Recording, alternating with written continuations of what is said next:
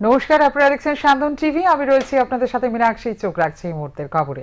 উদ্বেগ, উৎকণ্ঠা ও শঙ্কার মধ্য দিয়ে বাংলাদেশের সাধারণ নির্বাচন, কিন্তু ঢাকা সহ দেশের বিভিন্ন স্থানে ভোট কেন্দ্রে আগুন। ভোটের দিন বাংলাদেশের বিএনপির হরতাল, ব্যাপক সহিংসতা, ট্রেন বাসে আগুন, ককটেল বিস্ফোরণ, 6 জনের মৃত্যু হয়েছে। রাত পোহালেই বাংলাদেশের দ্বাদশ জাতীয় সংসদ নির্বাচন। রবিবার এই নির্বাচনে ভোট গ্রহণ অনুষ্ঠিত হবে। এই লক্ষ্যে প্রধান নির্বাচন কমিশনার কাজী হাবিবুল আওয়ালের নেতৃত্বাধীন নির্বাচন কমিশন সব ধরনের প্রস্তুতি নিয়েছে। অবাধ, সুষ্ঠু ও নিরপেক্ষ ভোট গ্রহণ করতে কোনো কিছুর খামতি রাখছে না আওয়াল কমিশন। তারপরও শঙ্কা, ভোটাররা নির্বাচনে ভোট দিতে পারবে কিনা। ভোটার উপস্থিতি নিশ্চিত করা বর্তমান কমিশনের বড় চ্যালেঞ্জ হিসেবে দেখছেন সংশ্লিষ্টরা। কারণ দেশের রাজনীতিতে গুরুত্বপূর্ণ দল বিএনপি নির্বাচন বর্জন করেছে, পাশাপাশি তাদের শরিকরাও নির্বাচনে অংশ নিচ্ছে না। এছাড়া বিভিন্ন কারণে ভোটের প্রতি মানুষের আগ্রহ কমে যাওয়ায় কমিশনকে ভোট কেন্দ্রে ভোটার আনার চ্যালেঞ্জে পড়তে হতে পারে বলে মনে করছেন বিশেষজ্ঞরা। প্রতিটি কেন্দ্রে ভোটার উপস্থিতি নিশ্চিত করতে বিশেষ গুরুত্ব দিচ্ছেন প্রার্থীরাও।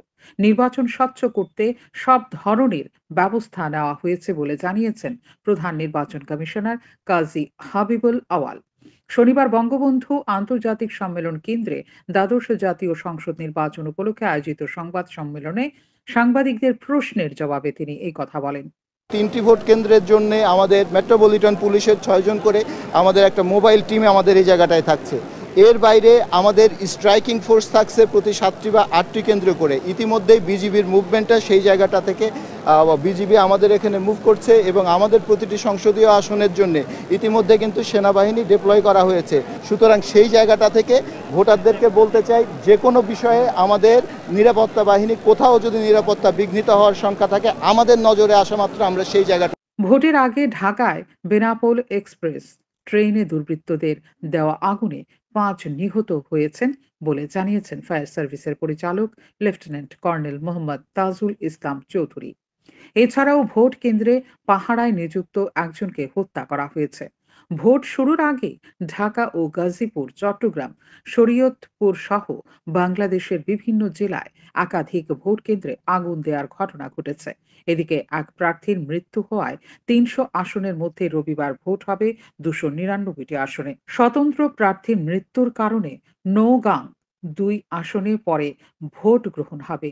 মোট ভোটার 11,91,91,633 জন। এর মধ্যে 6,07,71,579 জন পুরুষ আর মহিলা ভোটার 5,89,19,202 জন। এছাড়া বৃহন্নলা ভোটারের সংখ্যা 852। শান্তন TV. Mister Yadav, enough is enough. পশ্চিমবঙ্গের পুনরাবৃত্তি আর ত্রিপুরা রাজ্যে করবেন না। আইএস শৈলেশ কুমার যাদবকে এভাবে কড়া হুঁশিয়ারি দিলেন আইনজীবী Sanjib Dutta Chowdhury.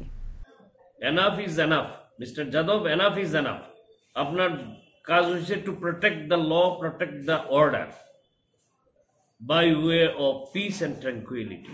Mister Yadav, enough is enough. পশ্চিমবঙ্গের পুনরাবৃত্তি আর ত্রিপুরা রাজ্যে করবেন না।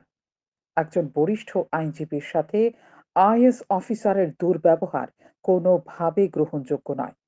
না হলে আইনের মিউজিক শুনতে কি রকম লাগে সেটা শুনিয়ে দেওয়া হবে। এই হুঁশিয়ারি দিয়েছেন আইনজীবী সঞ্জীব দত্ত চৌধুরী। শনিবার ত্রিপুরা বার অ্যাসোসিয়েশনে এক সাংবাদিক সম্মেলনের মধ্য দিয়ে তিনি জানান, 2018 সালে 28 ফেব্রুয়ারি রাতের বেলা 10:30 নাগাদ আগরতলা স্থিত নেতাজি সুভাষ রোডে আইএস অফিসার শৈলেশ যাদবের নেতৃত্বে পশ্চিম থানার পুলিশ বিভিন্ন দোকানে অভিযান চালায়। সে সময় গ্যাস কাটার দিয়ে দোকানের তালা ভাঙার সময় আগুনের ফুলকি ঝরছিল। তখন বরিষ্ঠ আইনজীবী তথা স্থানীয় তপন সাহার বাড়ি থেকে বের হয়ে বলেছিলেন, যেহেতু দোকানের ভেতর বাজি রয়েছে তাই এভাবে গ্যাস কাটার দিয়ে তালা না ভাঙার জন্য, কারণ এতে অগ্নিকাণ্ডের ঘটনা সংঘটিত হতে পারে। তখন আইএস শৈলেশ কুমার যাদব পশ্চিম থানার ওসি সুব্রত চক্রবর্তীকে গ্রেপ্তারের নির্দেশ দেন। ওসি সাহেব যথারীতি বরিষ্ঠ আইনজীবী তপন সাহাকে ধস্তাধস্তি করেন। 29 ফেব্রুয়ারি আদালতে তুলে তপন সাহাকে। আদালত এই মামলায় তপন সাহাকে জামিন দিয়ে দেয়। তারপর তপন সাহাকে শারীরিকভাবে নিগ্রহ করার বিষয় সহ এভাবে বেআইনিভাবে গ্রেপ্তারের বিষয় নিয়ে একটি মামলা দায়ের করেন। তারপর দুটি বিষয়ে শুরু হয় তদন্ত। পুলিশ তপন বাবুর বিরুদ্ধে আদালতে চার্জশিট জমা দেয়। আদালতের নির্দেশে তপন বাবু হাজির হয় এবং তিনি লিখিত আপত্তি জানান। 2019 সালে এর মামলার তদন্তের জন্য পশ্চিম আগরতলার থানাকে আদালত নির্দেশ দেয়। দীর্ঘ 4 বছর পর পুলিশ সম্প্রতি তদন্ত করে রিপোর্ট আদালতে জমা দেয়। এর তদন্তকারী অফিসারের নাম নিত্যানন্দ সরকার। এটা জিজ্ঞেস করার পরে তারা এখানে যারা প্রেজেন্ট আসলো তারা সাডেনলি তাদের মধ্যে in particular we have the allegation against mister Shailesh Yadav. উনাকে শারীরিকভাবে নিগৃহীত করেন এবং যার ফলশ্রুতি স্বরূপ উনি আঘাতপ্রাপ্ত হন এবং তারপরেও যখন উনি এলাকার একজন শুভবুদ্ধি সম্পন্ন মানুষ হিসেবে জানতে চাইতেছেন, তার তো কোনো সদুত্তর দেনই নাই মিস্টার যাদব। উল্টা উনি তৎকালীন OC West Agartala PS mister Subrata Chakraborty, who is subordinate to him, instructed him and rather directed him for causing arrest of Tapan Saha. আইনজীবী সঞ্জীব দত্ত চৌধুরী আরো জানান, এই তদন্তে কোনো রকম স্বচ্ছতা নেই, কারণ প্রথম পর্যায়ে একজন সাব ইন্সপেক্টর দিয়ে এর তদন্ত হয়েছে। আদালতের নির্দেশ পেয়ে পরবর্তী সময়ে একজন ডিওয়াইএসপির দ্বারা তদন্ত শুরু হয়। এতে কোনোভাবেই তদন্তের স্বচ্ছতা বের হয়ে আসতে পারবে না। একজন আইএস অফিসারের বিরুদ্ধে যখন তদন্ত হয় তখন প্রশাসনিক ক্ষেত্রে উচ্চপদস্থ আধিকারিক দিয়ে তদন্ত করতে হয়, কিন্তু সেটা করা হচ্ছে না। তাতে যথেষ্ট সন্দেহের দানা বাঁধতেছে এই মামলাটি। বর্তমানে আইনজীবী সঞ্জীব দত্ত চৌধুরী, সঙ্গে রয়েছেন মৃণালকান্তি বিশ্বাস। আইনজীবী মৃণালকান্তি বিশ্বাস বর্তমানে ত্রিপুরা বার অ্যাসোসিয়েশনের সভাপতি। গোটা বার অ্যাসোসিয়েশনে পুলিশের এবং আইএস অফিসারের এ ধরনের তদন্ত প্রক্রিয়া নিয়ে তীব্র সন্দেহ প্রকাশ করেন বলে জানান তিনি। এবং উই উইল হিয়ার হিম, আমরা ওনারে সত্যিকার অর্থে আইনের মিউজিকটা কিরকম, আইনের মিউজিকটা শুনতে কিরকম লাগে, এই মিউজিকটা ওনারা একটু শোনাই দেব। আমরা আইনজীবীরা এই ব্যাপারে ঐক্যবদ্ধ। আমাদের বারের আরো সিনিয়র মোস্ট আইনজীবীরা জেনারেলি ইভেন্চুয়ালি কোর্ট আজকে ফিক্স করছিলেন শনিবারে আমরা অনেকে একটু রিল্যাক্টেন্ট থাকি, আমাদের জেনারেলি একটু কাজের চাপ কম থাকে। অনেকে আরো সিনিয়র আইনজীবীরা অ্যাটেন্ড করতে পারছেন না, কিন্তু যারাই সশরীরে কোর্ট চত্বরে ছিলেন everybody attended. It is not the question of Sandip Dutta Chowdhury move করছে কি না করছে, দ্যাট ইজ মোস্ট ইমেটেরিয়াল।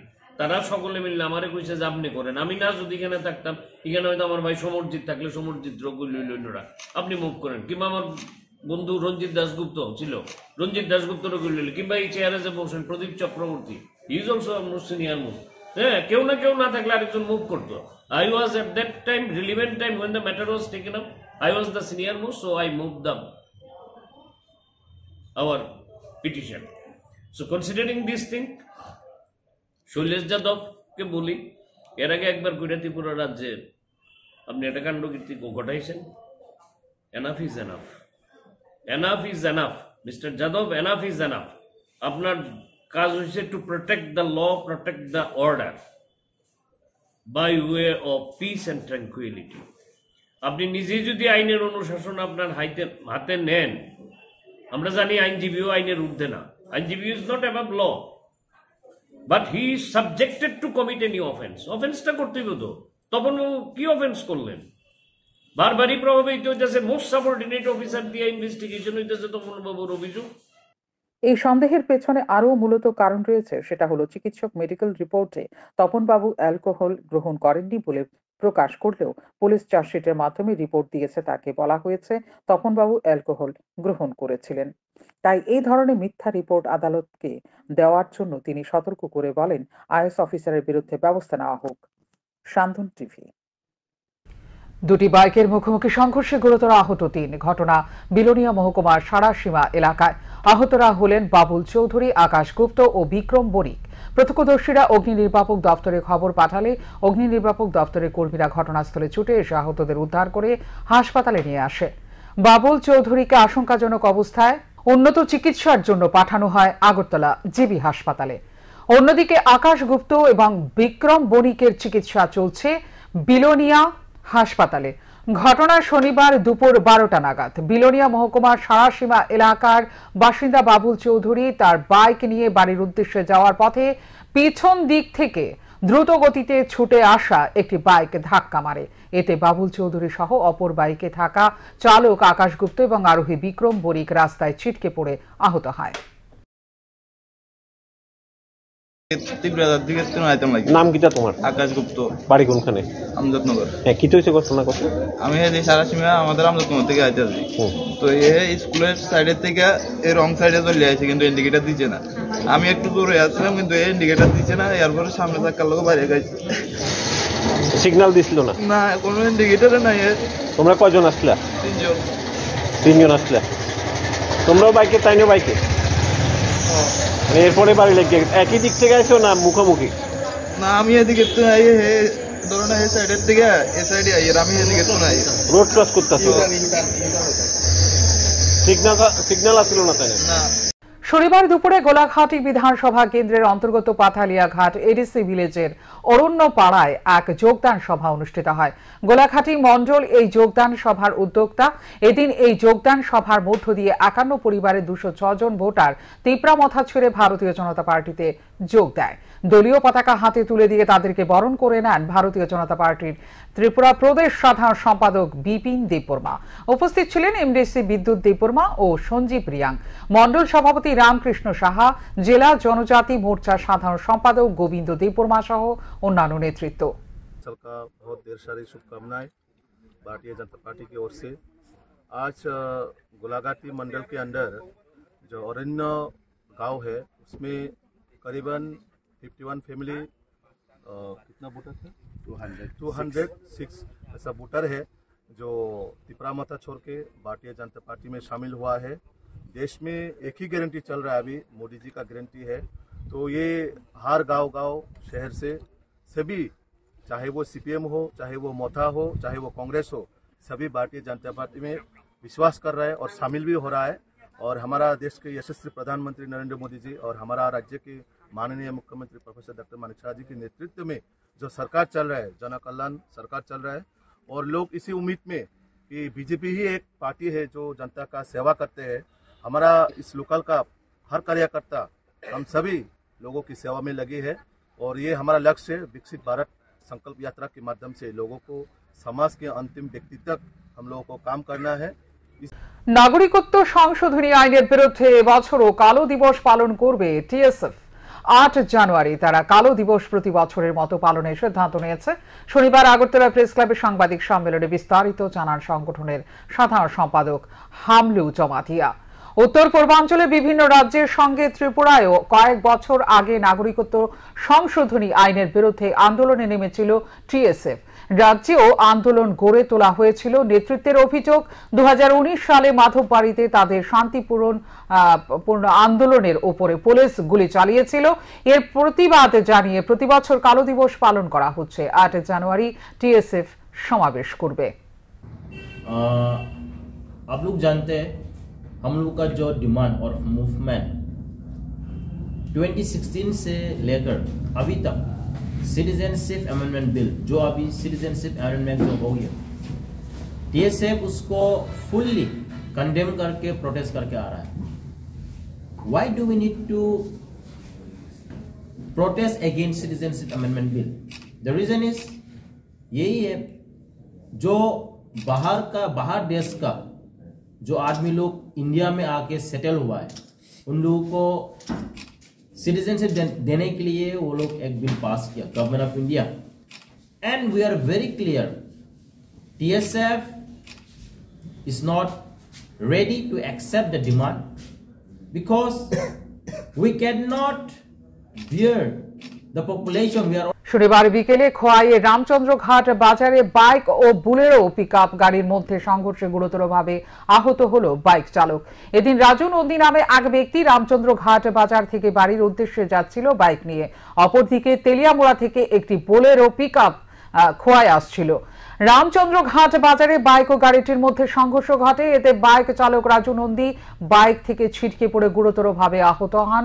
প্রত্যক্ষদর্শীরা আহত ব্যক্তিকে উদ্ধার করে খোয়াই জেলা হাসপাতালে নিয়ে যায়। আহত রাজু নন্দীর অবস্থা আশঙ্কাজনক হওয়ায় খোয়াই জেলা হাসপাতালে কর্তব্যরত চিকিৎসক তাকে উন্নত চিকিৎসার জন্য জিবি হাসপাতালে রেফার করে দেয়। স্থানীয়রা বোলেরো গাড়ির চালককে আটক করে পুলিশের হাতে তুলে দেয়। ধৃত গাড়ি চালক জানায় আহত বাইক চালক বাইক নিয়ে এসে গাড়ির পেছনে ধাক্কা মারে, ফলে আহত হয় বাইক চালক। শিবনগর মডার্ন ক্লাব ও আমরা তরুণ দলের উদ্যোগে শনিবার সন্ধ্যায় কলেজ ট্রিলা পার্কে নেশার বিরুদ্ধে পোস্টারিং করা হয়। এই পার্কে ধূমপান বা নেশাদ্রব্য সেবন করা নিষিদ্ধ। ধূমপান বা নেশাদ্রব্য সেবন করা পরিত্যাগ করুন, নিজে বাঁচুন, অপরকেও বাঁচতে সাহায্য করুন। এই পার্কের চারা গাছে হাত দেবেন না, ক্ষতি করবেন না, এগুলো বড় হয়ে আপনাকে ছায়া এবং অক্সিজেন দেবে। এই লেখাগুলো পোস্টারে রয়েছে। পোস্টারিং এর কাজে হাত লাগান বিজেপি ত্রিপুরা প্রদেশ সভাপতি রাজীব ভট্টাচার্য। পোস্টারিং শেষে বিজেপির প্রদেশ সভাপতি রাজীব ভট্টাচার্য জানিয়েছেন, কলেজ ট্রিলা লেক পার্ক একটা ঐতিহ্য বহন করে চলেছে। বর্তমান সরকারের আমলে এই লেক এবং পার্ককে সৌন্দর্যায়নের লক্ষ্যে স্মার্ট সিটির আওতায় এনে একটা অন্য রূপ দেওয়া হয়েছে। নেশামুক্ত ত্রিপুরা গড়ার লক্ষ্যে মুখ্যমন্ত্রী প্রফেসর ডাক্তার মানিক সাহার আহ্বানে সাড়া দিয়ে শিবনগর মডার্ন ক্লাব ও আমরা তরুণ দলের এই পোস্টারিং করার কাজের ভূয়সী প্রশংসা করলেন বিজেপির প্রদেশ সভাপতি। নেশামুক্ত ত্রিপুরার যে স্লোগান, সেটাকে সার্থক রূপ দেওয়ার জন্য আমাদের সেই মাননীয় মুখ্যমন্ত্রীর যে আহ্বানে সাড়া দিয়ে আমাদের শিবনগর মডার্ন ক্লাব এবং আমরা তরুণ দলের সদস্যরা সিদ্ধান্ত নিয়েছেন যে না, এই এলাকাকে নেশামুক্ত রাখতে হবে। তার জন্যই এই পদক্ষেপ তারা নিয়েছেন এবং বিভিন্ন জায়গায় পোস্টারিং, হোর্ডিং এর মাধ্যমে যাতে এই এলাকায় নেশা বিরোধী অভিযান চলে, তার জন্য ওনারা একটা বিশেষ উদ্যোগ গ্রহণ করেছেন। আমি ধন্যবাদ জানাই। রামনগর স্থিত রামকৃষ্ণ ক্লাবের উদ্যোগে সদ্য প্রয়াত বিধায়ক সুরজিৎ দত্তের স্মরণ সভা আয়োজন করা হয়। উপস্থিত ছিলেন উদ্যোক্তারা। সকলে কয়েক বিধায়কের প্রতিকৃতিতে পুষ্পার্ঘ্য করে শ্রদ্ধা জানান। আজকে আমরা ক্লাবের থেকে আজকে স্মরণ সভা শুরু করেছি। স্মরণ সভার শুরুটা হয়েছে আজকে সুরজিৎ দত্ত আমাদের মধ্যে নেই, তার মানে আমাদের সুনুদা আমাদের মাঝখানে নেই, কিন্তু সুনুদার এই ব্যক্তিত্ব, সুনুদার এই দয়ালু মনোভাব, সুনুদার এই অপরিসীম ব্যক্তিত্বের মাঝখানে আমরা কোনোদিন ওনার সামনে এসে কোনো মুখ তুলে কথা বলতে পারিনি। শনিবার এক অনুষ্ঠানের মধ্য দিয়ে শিবনগর মডার্ন ক্লাব ও আমরা তরুণ দল ক্লাবের উদ্যোগে দুস্থদের মধ্যে শীতবস্ত্র বিতরণ করা হয়। শীতবস্ত্র তুলে দেন বিশিষ্ট সমাজসেবী তথা ভারতীয় জনতা পার্টি ত্রিপুরা প্রদেশ সভাপতি রাজীব ভট্টাচার্য। উপস্থিত ছিলেন 24 নম্বর পুরো ওয়ার্ডের কর্পোরেটর সুখময় সাহা সহ ক্লাবের পদাধিকারীরা। এটা সারা ত্রিপুরা রাজ্যের মধ্যে এটা প্রশংসনীয়। ব্লাড ডোনেশন ক্যাম্প থেকে শুরু করে বিভিন্ন এই যে আজকে শীতবস্ত্র বিতরণ করা, এই যে মানসিকতা, এই যে একটা সমাজের প্রতি দায়বদ্ধতা নিয়ে তারা কাজ করেন, এটা আমাদের কাছে একটা পরম সৌভাগ্য। এবং সারা রাজ্যেই যখন কোনো না কোনো জায়গায় বলার সুযোগ পাই, তখন এই মডার্ন ক্লাবের যে কর্মসূচি, যে কর্মকাণ্ড, সেটা সারা রাজ্যেই আমি বিস্তার করি। একুয়েটেক নিয়ে আগরতলা প্রেস ক্লাবে শনিবার এক সচেতনমূলক কর্মসূচি অনুষ্ঠিত হয়। উপস্থিত ছিলেন সাংবাদিকরা। জল নিয়ে এদিন সচেতন করা হয়। তো সেইটার জন্য আমরা সবাই একটা অ্যাওয়ারনেস প্রোগ্রাম করি কন্টিনিউয়াসলি। সেটা বেসিক্যালি যে হেলদি প্যারামিটার, জলের যে হেলদি প্যারামিটার আছে সেটাকে ফলো করা হচ্ছে। यानी নরমাল ওয়াটারটাকে, যে drinking water, general drinking water আছে, সেটাকে হেলদি ওয়াটারতে কনভার্ট করা হয়। সেই প্রসেসটাকে বেসিক্যালি বলা হয় আয়োনাইজেশন প্রসেস। এন্ড সেটা মেশিনটা এক্স্যাক্টলি করে জলটাকে আয়োনাইজ করে। খোশ মেজাজে হলো প্রীতি ক্রিকেট ম্যাচ। এতে জেআরসি দল মুখোমুখি হয় জুট মিল প্লে সেন্টারের। উদ্যোক্তা জুট মিল প্লে সেন্টারের কোচ মনোজিৎ দাস। তার এই অনবদ্য প্রয়াস সত্যি প্রশংসার দাবি রাখে। মনোজিৎ নিজেও একজন ভালো ক্রিকেটার। ম্যাচে জেআরসি বনাম জুট মিল প্লে সেন্টারের অভিভাবকরা একে অপরের মুখোমুখি হয়। ম্যাচ শুরু হবার পূর্বে জেআরসির তরফে মনোজিৎ দাসকে উত্তরীয় পরিয়ে অভিবাদন জানানো হয়। পরবর্তীতে জুট মিল প্লে সেন্টারের তরফে জেআরসির সচিব ও সভাপতির হাতে স্মারক দিয়ে অভিবাদন জানালেন মনোজিৎ। জুট মিল প্লে সেন্টারের তরফে জেআরসির প্রত্যেক সদস্যের জন্য জার্সি ও স্পন্সর করা হয়। মনোজিৎ এই জার্সি তুলে দিলেন জেআরসি সদস্য প্রসেনজিৎ দাসের হাতে। ম্যাচে নামার পূর্বে জেআরসির অধিনায়ক অভিষেক দে নিজের অভিমত ব্যক্ত করলেন অত্যন্ত দারুণভাবে। ম্যাচে প্রথমে ব্যাট করে জুট মিল প্লে সেন্টার 16 ওভারে সব উইকেটের বিনিময়ে সংগ্রহ করে 123 রান। দলের পক্ষে প্রভু সর্বাধিক 51 রান করে। বল হাতে জেআরসির পক্ষে অভিষেক দে 3টি এবং 2টো করে উইকেট নেয় জাকির হোসেন, বিশ্বজিৎ দেবনাথ, অনির্বাণ দেবরা। জয়ের জন্য জেআরসির সামনে লক্ষ্যমাত্রা দাঁড়ায় 124 রানের। জবাবে খেলতে নেমে দারুণভাবে এই জয় ছিনিয়ে নেয় দল। জেআরসির পক্ষে প্রসেনজিৎ অপরাজিত 36, মৃদুল অপরাজিত 13, মিল্টন উল্লেখযোগ্য মেজাজে 25 রান করেন। ভালো ব্যাট করে দিব্যেন্দু সুব্রত রাও। সুবাদে অনায়াসেই জয়লাভ করে নেয় জেআরসির শিবির। ম্যাচের সেরা বোলার হলেন জেআরসির অভিষেক দে, সেরা ফিল্ডার মৃদুল চক্রবর্তী, সেরা ব্যাটসম্যান জুট মিলের পক্ষে প্রভু, ম্যাচের সেরা ক্রিকেটার হলেন প্রসেনজিৎ। প্রত্যেককে আয়োজকদের তরফে ট্রফি তুলে দেওয়া হলো। রানার্স এবং চ্যাম্পিয়ন্স দলকে ও সুদৃশ্য ট্রফি দিয়ে সম্মান জানালো জুট মিল প্লে সেন্টারে কোচ মনোজিৎ দাস। সঙ্গে ছিলেন জুট মিল প্লে সেন্টারের অভিভাবক সহ খুদেরা। একই সঙ্গে জুট মিল প্লে সেন্টারে খুদেদের মধ্যে জার্সি তুলে দিলেন জেআরসির সম্পাদক অভিষেক দে। গোটা আয়োজনটি দারুণভাবে পরিচালনা করলেন জেআরসি দলের টিম ম্যানেজার তথা সংস্থার সভাপতি সুপ্রভাত দেবনাথ। যে মনোজিৎ আমাদের জার্নালিস্ট রিক্রিয়েশন ক্লাবের সদস্যদের সুযোগ করে দিয়েছে আজকে একটা দিন খেলার মধ্যে খেলা দিয়ে আমাদের দিনটা কাটাতে পারি। মনোজিৎ নিজেই জেআরসির সদস্য, যখন সেই প্রস্তাব দেয় আমরা আপ্লুত হই। সে খুব পরিশ্রমী ছেলে, ভালো ক্রিকেটার এবং বাচ্চাদের উন্নয়নের জন্য যেভাবে কাজ করছে তা প্রশংসার যোগ্য। আমি এর জন্য ওর জন্য একটা করতালি চাইব এবং মনোজিতের পাশে আমরা সর্বদা আছি এবং থাকবো এবং এই প্লে সেন্টারের উন্নয়নে যতটুকু আমাদের পক্ষ থেকে সাংবাদিক সমাজের পক্ষ থেকে করা দরকার আমরা সেটা করি। এখনকার মতো এই মুহূর্তের সংবাদ এই পর্যন্ত। অন্যান্য আপডেটস দেখার জন্য অবশ্যই নজর রাখতে হবে সান্দন টিভির পর্দায়। সান্দন টিভি, দায়বদ্ধতায় যার ঐতিহ্য।